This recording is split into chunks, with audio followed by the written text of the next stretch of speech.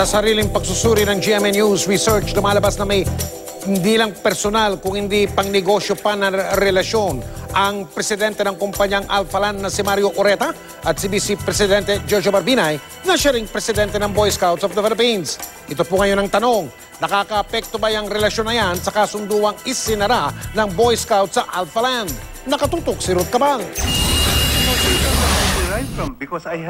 Sa pagsasaliksik ng GMA News Research, malinaw ang magandang samahan ni na Mario Oreta at Vice Presidente Jojo Marbinay. Bagay na hindi naman tinanggi ni Attorney Oreta, sa katunayan sa BSP deal nga. I approached him because he was a friend of my brother. Sa ilang mahahalagang okasyon ng pamilya Oreta, panauhin ng mga Binay. Sa pagdiriwang ng ika-100 kaarawan ng ina ni Oreta, naroon si VP Binay, ang asawa niyang si dating Makati Mayor Elenita, at ang anak nila at kasalukuyang mayor ng syudad na si Junjun.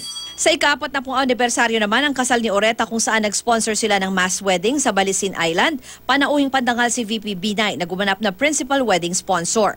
Kasama niya na dumalo ang kanyang asawa, si Mayor Junjun, at ang isa pa nilang anak na si Senadora Nancy Binay. Yeah, he's a family friend.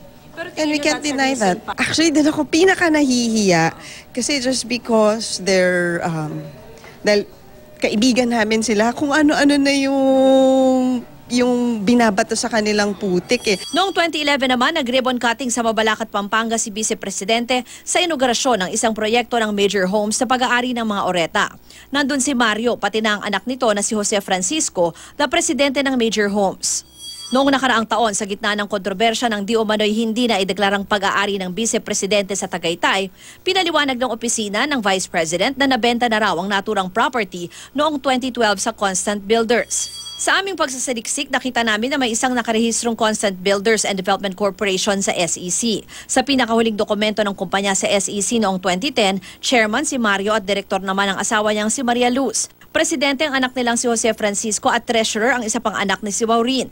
Opisyal din sa Major Homes at Constant Builders sina Ireneo Sioson at Jay Sanggalang. Nakasama din ni Mario Oreta sa kumpanyang Noble Care Management. Ayon kay Mercado, ito ang pinaglagakan ng kickback umano ni Binay sa Alphaland BSP deal. Yun ang kinita ni VP Binay doon sa Alphaland BSP transaction na pinagtatakpan ngayon ni Mr. Oreta. Ako din ang nagpapatunay na maliwanag na sinabi niya sa akin at ni Mr. Limlingan, kami na ang bahalang magtabi ng 5% ni VP Binay na pangkampanya niya sa 2010. Isa sa pinakamalaking kontribusyon sa kampanya ni Senator Binay noong 2013 ay mula kay Oreta na nagkakahalaga ng 2 milyong piso.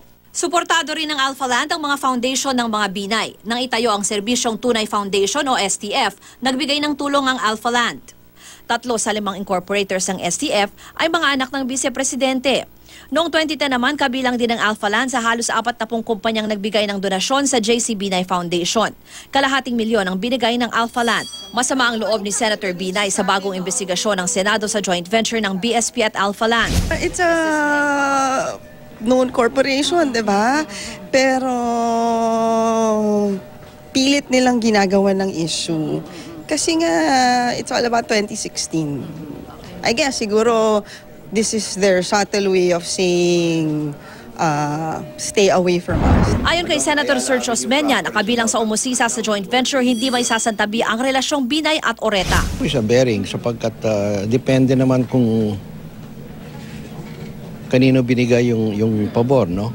So, kung ako po ang mayor at nagbigay po ako ng concession in order to sweeten the pot, that can be subjected to graft charges.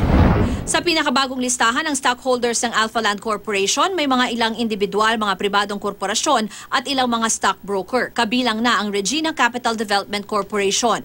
Chairman ng Regina Capital si Victor Limlingan. Si Victor ay nagbigay ng 3 milyong piso sa kampanya ni Vice Presidente noong 2010. At 1 milyong piso naman sa pagtakbo ni Senadora Nancy noong 2013. Noong isang taon, si Vice Presidente ang nagpatunog ng trading bell ng buksan ng online facility ng Regina Capital.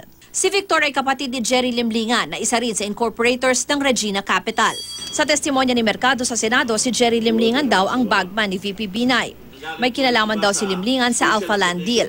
Maski raw hindi miyembro si Limlingan ng BSP, dumadalo ito sa mga pagpupulong bilang financial consultant. Patuloy na sinisikap ng GMA News na kunan ng pahayag si Victor Limlingan. Ruth Cabal, nakatutok 24 oras.